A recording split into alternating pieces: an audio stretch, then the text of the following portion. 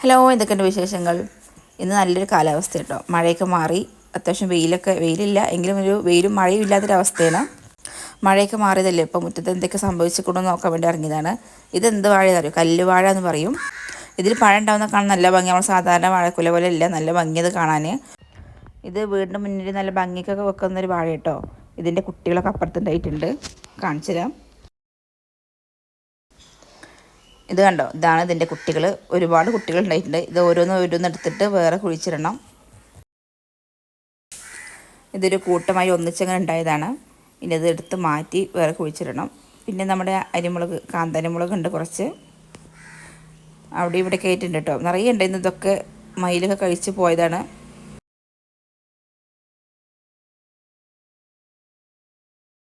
പിന്നെ നമ്മുടെ പപ്പായ ഉണ്ട്, 2-3 മരങ്ങളുണ്ട് ഈ ഭാഗത്ത്, അപ്പുറത്തുണ്ട്. പിന്നെ ഇത് ഓറഞ്ചാണ്. ഇത് ആകെ 2 പ്രാവശ്യം മാത്രമേ ഓറഞ്ചല്ല. ഓറഞ്ച് എന്ന് പറഞ്ഞിട്ട് വെച്ചതാണ്, സ്വീറ്റ് ഓറഞ്ച് എന്ന് പറഞ്ഞിട്ട്. പക്ഷെ ഉണ്ടായത് സാധാരണ നമ്മൾ ചെറുനാരങ്ങയാണ്. ഇത് നമ്മുടെ മൾബറി എന്ന് എപ്പോഴാണ് ഇതിൻ്റെ പേര് പറഞ്ഞത്. ചെറുപ്പത്തിലൊക്കെ ഇതിന് വേറെ പേരാണ് പറഞ്ഞിരുന്നത്, എന്താ മുള്ളുങ്കായി എന്നൊക്കെ പറഞ്ഞിരുന്നു. ഇതൊക്കെ ചെറുപ്പത്തിൽ ഒരുപാട് കഴിച്ചിട്ടുണ്ട്. ഇതിനേക്കാൾ ഒന്നുകൂടി ഒരു ബ്ലാക്ക് കളറാവും കേട്ടോ. ഇതാണ് അതിൻ്റെ പച്ച കളറ്, പച്ചക്കായ എന്ന് പറയുന്നത്. ഇത് കടയിൽ നിന്ന് മേടിക്കാൻ ഭയങ്കര വിലയാണ്. പണ്ട് ഇത് ഒരുപാടുണ്ടായിരുന്നു, അന്ന് ഇതിൻ്റെ വിലയും ഉണ്ടായിരുന്നില്ല. അന്ന് ഒരുപാട് കാടൊക്കെ ഉള്ളതുകൊണ്ട് തന്നെ ഒരുപാടുണ്ട്. ഇപ്പോൾ അതൊക്കെ നശിപ്പിച്ച് കളഞ്ഞില്ലേ, ഇപ്പോൾ എവിടെയും കാണാനൊന്നുമില്ല. പിന്നെ ഇതൊരു ഡ്രാഗൺ ഫ്രൂട്ടിൻ്റെ തൈയാണ്, അതങ്ങനെ ഉണ്ടാവുന്നുണ്ട്. പിന്നെ ഇത് ഞങ്ങളുടെ സ്വന്തം ചാലെന്ന് പറയാം, കാരണം ഞങ്ങളുടെ പറമ്പിൻ്റെ വീടിൻ്റെ തൊട്ടപ്പുറത്തുള്ള ചാലാണിത്. മലയിൽ അതിശക്തമായി വല്ല മഴയും പെയ്തിട്ടുണ്ടെങ്കിൽ ഈ ചായ നിറയെ വെള്ളം മീൻസ് അതിൻ്റെ മുകളിൽ വെള്ളം വന്നിട്ട് വീടിൻ്റെ മുറ്റം നിറയെ വെള്ളമായിരിക്കും. ഒരു പ്രാവശ്യം മാത്രമേ ഉള്ളൂ മുറ്റം നിറയെ വെള്ളം വന്നിട്ടുണ്ട്. ബാക്കിയുള്ള സമയങ്ങളിലൊക്കെ വെള്ളം അതിൻ്റെ ഒപ്പം വെള്ളം വരും. അതും അതിശക്തമായിട്ടായിരിക്കും വെള്ളം വരിക. അഥവാ എന്തെങ്കിലും വീണ് പോയിട്ടുണ്ടെങ്കിൽ പിന്നെ തിരിച്ച് കിട്ടില്ല, നേരെ വെള്ളം കൊണ്ടുപോകും. മഴ തന്നാൽ അതേപോലെ വെള്ളം കുറയുകയും ചെയ്യും കേട്ടോ. അങ്ങനെ നമ്മുടെ ചെറിയ പേരക്കന്മാരാണ്. അതിനകത്ത് ചെറിയ ചെറിയ പേരക്കേട്ടോ, അത് വലുതാവില്ല, അത്രേ വലിപ്പം ഉണ്ടാവുള്ളൂ. നന്നായി പഴുത്തതല്ല, അത്യാവശ്യം ചെനച്ച പേരക്കാണ്, നല്ല ടേസ്റ്റാണ് ഇത് കഴിക്കാൻ. അങ്ങനെ ഇത് നമ്മുടെ വെള്ളത്തണ്ട്, ഓർമ്മയുണ്ടാവും എന്ന് കരുതുന്നു. നമ്മൾ പണ്ടൊക്കെ സ്ലൈറ്റൊക്കെ മായ്ക്കാൻ ഉപയോഗിച്ചിരുന്നു. ഇപ്പോഴത്തെ കുട്ടികൾക്കൊന്നും ഓർമ്മ ഉണ്ടാവില്ല. പണ്ട് സ്ലൈറ്റിൽ മായ്ക്കാൻ വേണ്ടിയിട്ട് ഇത് ബോക്സിലാക്കിയിട്ട് ഇങ്ങനെ പൊട്ടിച്ച് കൊണ്ടുപോകും. എന്നിട്ട് ഈ വെള്ളം കൊണ്ടാണ് മായ്ച്ചിരുന്നത്. അതൊരു കാലം. അതൊക്കെ നൊസ്റ്റാൾജിക്കായിട്ടുള്ളൊരു ഓർമ്മയാണ് ഇപ്പോൾ. ഇപ്പോഴത്തെ കുട്ടികൾക്ക് ഇതൊക്കെ വലിയ അത്ഭുതമൊക്കെ ഒന്ന് കണ്ടിട്ടേ അവരിങ്ങനെ സംഭവം ഉള്ളതുപോലെ അറിയില്ല. വെള്ളത്തണ്ടെന്നാണ് ഞങ്ങളിവിടെ പറയാറ്. ഇത് കണ്ടോ, കാണാത്തവരുണ്ടെങ്കിൽ കണ്ടോളൂ. പിന്നെ നമ്മൾ വെണ്ടക്ക നോക്കി, അത് ഒന്നിന് ചെറുത് മാത്രമേ ഉണ്ടായിരുന്നുള്ളൂ. ഇത് നന്നായി മൂത്തിട്ടുണ്ട്. ഇത് പെട്ടെന്ന് മൂക്കും കേട്ടോ, ഉണ്ടാവും ചെയ്യും. വളരെ 2-3 ദിവസം തന്നെ മൂക്കുകയും ചെയ്യും. അതിൽ പിന്നെ ഒന്ന് മാത്രമേ, പിന്നെ അതുകൊണ്ട് കറി വെക്കാൻ തികയില്ലല്ലോ. അങ്ങനെ വെണ്ടക്ക 1-2 മാത്രമേ ഉള്ളൂ, അപ്പോൾ കറി വെക്കാൻ തികയില്ല. അപ്പോൾ വേറെ എന്തെങ്കിലും ഉണ്ടോ എന്ന് തിരഞ്ഞപ്പോൾ കുറച്ച് കോവക്ക ഉണ്ടായിരുന്നു. ആദ്യം പറിച്ച് വീഡിയോ എടുത്തില്ല കേട്ടോ, അത് മിസ്സായിപ്പോയി. ഇതിൻ്റെ വെയിറ്റ് കാരണം ഇപ്പം പന്തലിങ്ങനെ താണിട്ടുണ്ട്, ഇനി ഒന്ന് ശരിയായി കൊടുക്കണം. ഇത് കണ്ടോ, പിന്നെ കുറച്ച് വലുതൊക്കെ മുകളിലുണ്ട് കിട്ടുന്നത്. അത്യാവശ്യം നല്ല വലിയ കോവക്കയാണത്. ഇത് കണ്ടോ, അത്യാവശ്യം വലിയ കോവക്കയാണ് കേട്ടോ, ചെറുതൊന്നല്ല. ഇത് കണ്ടോ, ഇത് അത്യാവശ്യം വലിപ്പമുള്ള നല്ല കോവക്കയാണ്. ഇതിനാദ്യം പറിച്ചെടുത്തിരുന്നു കേട്ടോ, അതിൻ്റെ വീഡിയോ മിസ്സായി പോയതാണ്. എനിക്കിത് ഉപ്പേരി വെക്കുന്നതിനേക്കാളും ഇഷ്ടം ഇതുപോലെ പച്ചക്ക്, ഇതിനേക്കാൾ ചെറുതാട്ടോ. അത് കഴിക്കാൻ ഭയങ്കര ടേസ്റ്റാണ്. പ്രത്യേകിച്ച് അങ്ങനെ രുചിയൊന്നും ഇല്ലെങ്കിലും കഴിക്കാൻ നല്ല ടേസ്റ്റാണ് കേട്ടോ. ഇതിൻ്റെ മുകൾ ഭാഗമാണ് ഇത്തിരി പന്തൽ താഴ്ന്നു പോയിട്ടുണ്ട്. ഇനി ഇത് മുകൾക്ക് ആക്കി കൊടുക്കണം.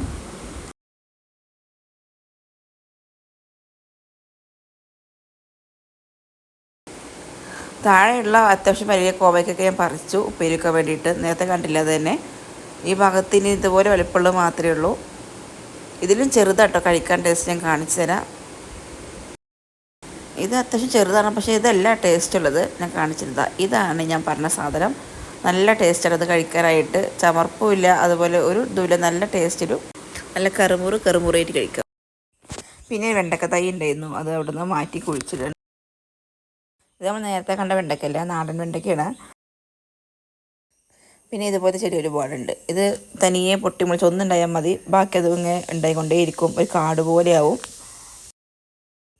ഇതിൻ്റെ ഈ ഓറഞ്ച് മാത്രമല്ല, റെഡ് കളറും ഉണ്ട് കേട്ടോ.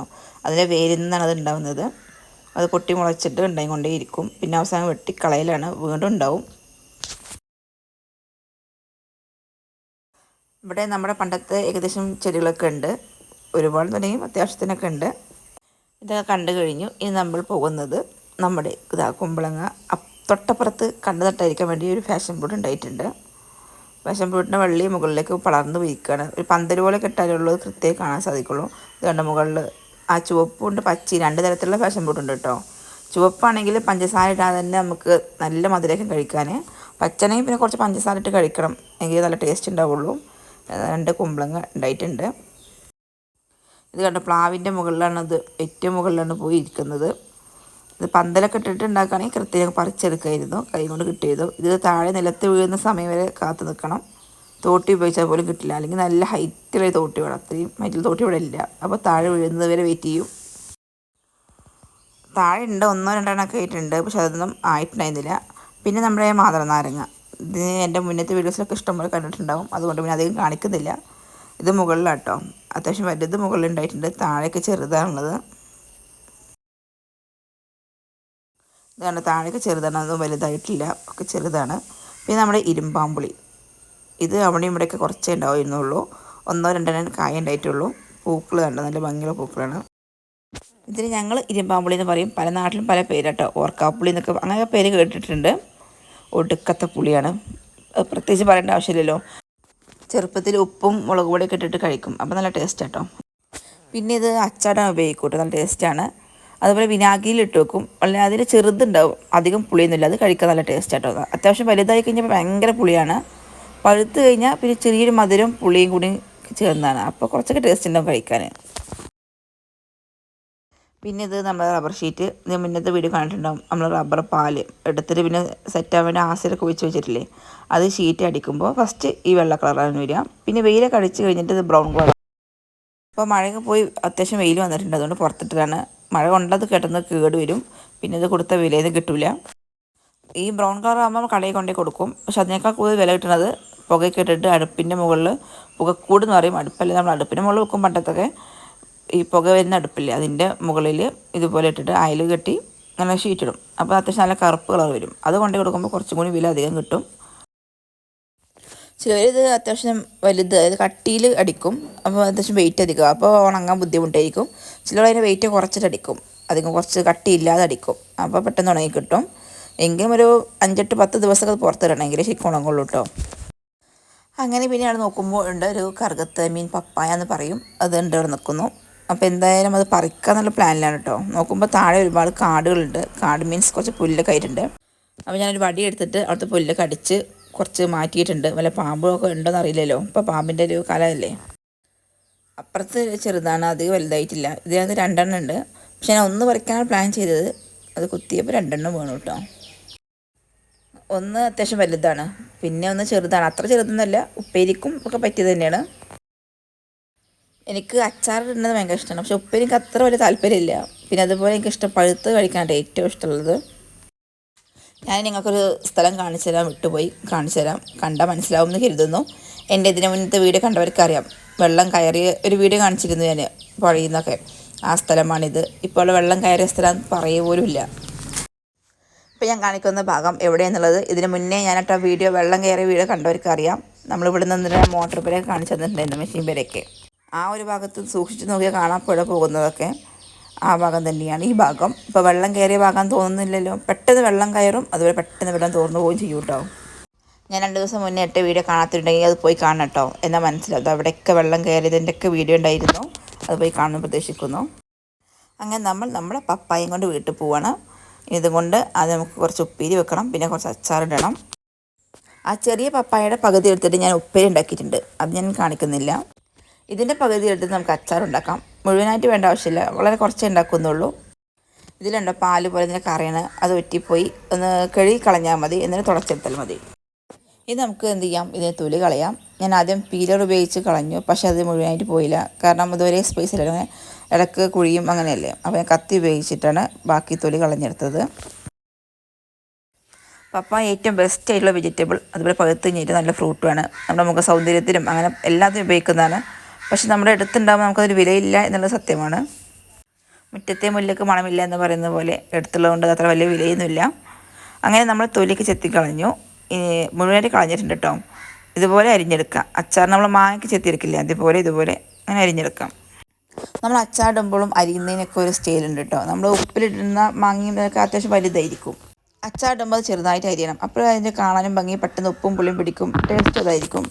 അത് നമ്മൾ ചെറുതായി അരിഞ്ഞെടുത്തിട്ടുണ്ട്. ഇതിനേക്കാൾ ചെറുതാക്കി അരിയാൻ പറ്റുന്നവരുണ്ടെങ്കിൽ അത് നന്നായിരിക്കും. ഇതിനേക്കാൾ ചെറുതാക്കി അരിഞ്ഞെടുക്കാം. ഇനി അച്ചാറിട്ടാൽ ഇത് പപ്പായൊന്നും പറയുന്നില്ല, മാങ്ങ കഴിക്കുന്ന പോലെ തോന്നുള്ളൂ.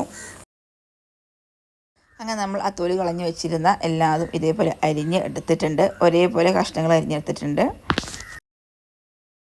നമുക്കതൊരു ഓട്ടയുള്ള പാത്രത്തിലേക്ക് ഇട്ടിട്ട് നന്നായിട്ട് കഴുകിയെടുക്കണം. നമുക്ക് ഈ അച്ചാർ സാധാരണ മാങ്ങ ഇടുന്ന പോലെ തന്നെ ഒരുപാട് കാലം സൂക്ഷിച്ച് വെക്കാനൊക്കെ പറ്റും കേട്ടോ. അത് പെട്ടെന്ന് കേടുന്ന് വരില്ല. പക്ഷേ ഇടുന്ന രീതിയിൽ ഉണ്ടാക്കണമെന്ന് മാത്രം. ഇനി നമുക്കത് കഴുകിയെടുക്കാം. നമ്മൾ നേരത്തെ കഴുകിയതാണ്, പക്ഷേ ഒന്നും കൂടി കഴുകിയെടുക്കാം. കാരണം ഇത് കറയുള്ളതല്ലേ, കറ ഉണ്ടെങ്കിലും ഇല്ലെങ്കിലും ഇത് നന്നായി ഒന്ന് കഴുകിയെടുക്കാം. ഇത് നല്ല എല്ലാതും. പക്ഷേ കഴുകിയെടുത്ത ശേഷം ഇത് നന്നായിട്ട് ഉണങ്ങണം കേട്ടോ. എങ്കിൽ അച്ചാറിടുമ്പോൾ കേട് വരാതിരിക്കുള്ളൂ. കുറേ കാലം സൂക്ഷിക്കുന്നവർക്ക് കേട്ടോ. നമുക്ക് പിന്നെ ഇതൊരു 2 ദിവസം 3 ദിവസം ഉണ്ടാവുള്ളൂ അച്ചാറൊക്കെ. അങ്ങനെ നമ്മൾ നമ്മുടെ കുഞ്ഞു ചട്ടി വെച്ചിട്ടുണ്ട്. വളരെ ചെറിയ ചട്ടിയാണ്, കാരണം കുറച്ച് അച്ചാറല്ലേ ഉള്ളൂ, അതുകൊണ്ടാണ്. ചട്ടി നന്നായി ചൂടായ ശേഷം കുറച്ച് വെളിച്ചെണ്ണ ഒഴിച്ചു കൊടുക്കാം. വെളിച്ചെണ്ണ ഇല്ലെങ്കിൽ നല്ലെണ്ണ ഒഴിച്ചാലും മതി.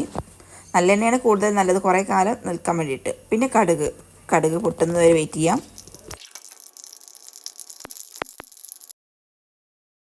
ഇനി അതിലേക്ക് എന്ത് ചെയ്യാം, കുറച്ച് ഉലുവ ഇട്ട് കൊടുക്കാം. ഉലുവ കുറച്ച് മതി, ഇല്ലെങ്കിൽ കൈപ്പരസം ഉണ്ടാവും. പിന്നെ തീ ലോ ഫ്ലെയിമിലേക്ക് വെക്കുക, കാരണം കരിഞ്ഞു പോയി അച്ചാറിന് ടേസ്റ്റേ പോകും. പിന്നെ കറിവേപ്പില ഇട്ട് കൊടുക്കാം. പിന്നെ ഇഞ്ചി, വെളുത്തുള്ളി, പച്ചമുളക് മിക്സി അരച്ചെടുത്താണ് അത് ഇതിലേക്ക് ചേർത്ത് കൊടുക്കുക. മൺചട്ടി ആയതുകൊണ്ട് തന്നെ ഇത് ചൂടായി കഴിഞ്ഞാൽ പിന്നെ ചൂട് പോകാൻ കുറച്ച് ബുദ്ധിമുട്ടാണ്. അപ്പോൾ എന്ത് ചെയ്യണം, തീ ലോ ഫ്ലെയിമിൽ വെക്കണം, അല്ലെങ്കിൽ കരിഞ്ഞു പോകും എല്ലാതും. ഇനി ഇതൊക്കെ നമ്മുടെ എരിവിനനുസരിച്ച് കളറിനനുസരിച്ച് മുളക് പൊടി ചേർത്ത് കൊടുക്കാം. ഞാൻ 2 ടേബിൾ സ്പൂൺ നിറയെ ചേർത്ത് കൊടുത്തിട്ടുണ്ട്. പിന്നെ ആവശ്യത്തിന് ഉപ്പ് ചേർത്ത് കൊടുക്കാം. നമ്മൾ വിനാഗിരി എടുക്കുന്നത് കൊണ്ട് തന്നെ ഉപ്പ് കുറച്ചധികം വേണ്ടി വരും. അപ്പോൾ നമ്മൾ ഉപ്പ് നോക്കിയിട്ട് ചേർത്ത് കൊടുക്കാം കേട്ടോ. അതിന് കൃത്യ അളവൊന്നുമില്ല. എന്നിട്ട് എല്ലാം ഒന്ന് മിക്സ് ചെയ്ത് കൊടുക്കാം. എന്നിട്ട് പിന്നെ വിനാഗിരി ഒഴിക്കുന്നത്, വിനാഗിരി ഒഴിച്ച് കൊടുക്കാം. വിനാഗിരി ഞാൻ ഒഴിച്ചു കൊടുക്കുന്നത് അത്യാവശ്യത്തിനുണ്ട്, കാരണം നമ്മൾ പപ്പായ കറുകത്തിട്ട് കഴിഞ്ഞാൽ പിന്നെ അത് കുടിക്കും. അപ്പോൾ ഇത്രയൊന്നും ഉണ്ടാവില്ല കേട്ടോ. ഇനി ഇത് നന്നായി ഒന്ന് തിളക്കട്ടെ. തിളച്ചിട്ട് നമ്മൾ ഫ്ലെയിം ഓഫ് ചെയ്തിട്ട് കറുകത്തിലേക്ക് ഇട്ട് കൊടുക്കാം. ഇതൊക്കെ വളരെ പെട്ടെന്ന് നമുക്ക് ഇൻസ്റ്റൻ്റായിട്ട് ഉണ്ടാക്കാൻ പറ്റുന്നൊരു അച്ചാറാണ്. ഇതല്ലാതെ പല രീതിയിൽ നമുക്ക് അച്ചാർ ഉണ്ടാക്കാം കേട്ടോ. ഉലുവയും കടുകൊക്കെ നന്നായി വറുത്ത് പൊടിച്ചൊക്കെ ചേർത്ത് കൊടുത്തിട്ട് അങ്ങനെ അച്ചാർ ഉണ്ടാക്കാം. നമുക്ക് മാങ്ങയ്ക്ക് അച്ചാറിട്ടില്ല, അതേപോലെ നാരങ്ങയൊക്കെ ഉണ്ടാക്കില്ലേ, അതേപോലെ തന്നെ നാരങ്ങ മാങ്ങയുടെയും പകരം ഈ പപ്പായ കറുകത്ത് ചേർത്ത് കൊടുത്താൽ മാത്രം മതി. ഇതാ തിളച്ച് വരുന്നുണ്ട്. ഇനി തിളച്ച് കഴിഞ്ഞാൽ ഒന്ന് ഇളക്കി കൊടുക്കുക. എന്നിട്ട് ഒന്നും കൂടി തിളച്ച് വരിക. ആ സമയത്ത് നമ്മൾ ഫ്ലെയിം ഓഫ് ചെയ്യാം. ഫ്ലെയിം ഓഫ് ചെയ്താൽ തിളച്ചും കൊണ്ടേയിരിക്കും കേട്ടോ. അതാണ് ഈ മൺചട്ടിയുടെ പ്രത്യേകതയും അതുപോലെ ബുദ്ധിമുട്ടെന്ന് പറയാം. ഫ്ലെയിം ഓഫ് ചെയ്തിട്ടുണ്ട്, പക്ഷെ കണ്ടോ തിളക്കുന്നത്. ഇനി നമുക്ക് ഈ പപ്പായ ഇതിലേക്ക് ഇട്ട് കൊടുക്കാം. ഇത് കണ്ടോ തിളക്കുന്ന കണ്ടതൊന്നും നമ്മൾ ഫ്ലെയിം ഓൺ ആണില്ല, ഓഫാണ്. ഇനി നമുക്ക് നമ്മുടെ പപ്പായ ഇതിലേക്ക് ഇട്ട് കൊടുക്കാം. കാരണം ഇത് വേവരുത്, അതുകൊണ്ടാണ് ഞാൻ പറഞ്ഞത് ഫ്ലെയിം ഓഫ് ചെയ്യണമെന്ന് പറയുന്നത്.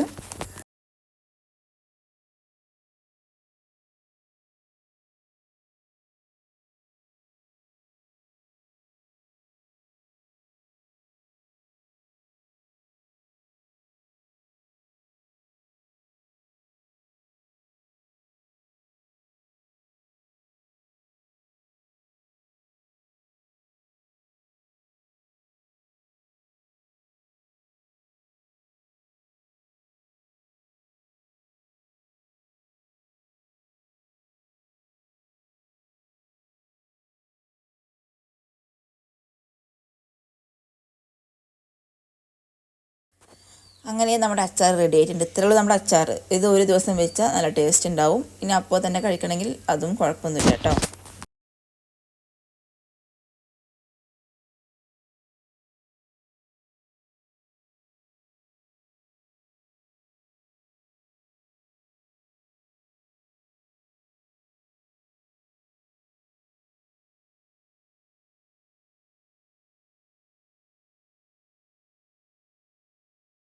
നമ്മുടെ അച്ചാറൊന്ന് ട്രൈ ചെയ്ത് നോക്കൂട്ടോ എല്ലാവരും. ഇനി നമുക്കിന്ന് ഉച്ചക്കുള്ള ചോറ് കഴിക്കാം. ചോറ് എടുത്തിട്ടുണ്ട്. ഇത് നമ്മുടെ കറുകത്ത് ഉപ്പേരിയാണ്. പിന്നെ നമ്മുടെ അച്ചാറും ഒരു ഭാഗത്തുണ്ട്. പിന്നെ കുറച്ച് ചിക്കൻ കറി. അങ്ങനെ ഇത്രയേ ഉള്ളൂ ഇന്നത്തെ വീഡിയോ. ഇഷ്ടമായെങ്കിൽ സബ്സ്ക്രൈബ് ചെയ്യാനും ഷെയർ ചെയ്യാനും ലൈക്ക് ചെയ്യാനും കമൻറ്റ് ചെയ്യാനും മറക്കരുത്. ഇഷ്ടപ്പെട്ടിട്ടില്ലെങ്കിൽ കമൻറ്റ് ചെയ്യണം. എൻ്റെ ചാനലിലെ മറ്റ് വീഡിയോസൊക്കെ ഒന്ന് പോയി കാണുമെന്ന് പ്രതീക്ഷിക്കുന്നു. താങ്ക്